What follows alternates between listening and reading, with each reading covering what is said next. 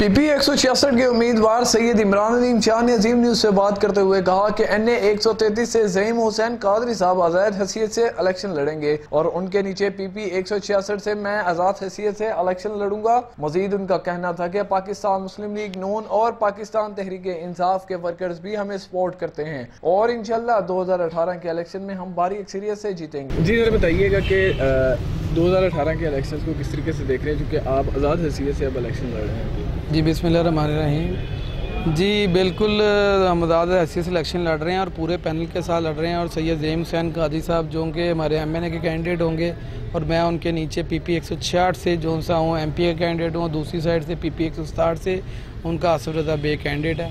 2018 के इलेक्शन को किस तरीके से देख रहे हैं, क्योंकि पाकिस्तान मुस्लिम लीग नून से आप चेयरमैन भी रह चुके हैं, तो अब कैसा देख रहे हैं कि अब भी वही आपको साथ सपोर्ट है जो पहले थी?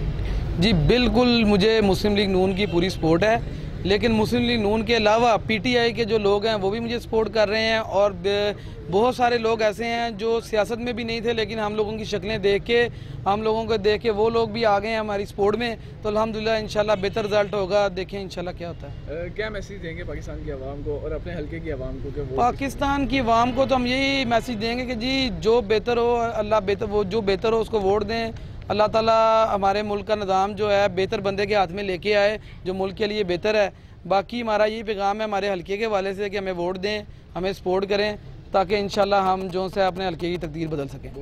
कैमरामैन नुमान हारून के साथ अली इमरान, अजीम न्यूज़, लाहौर।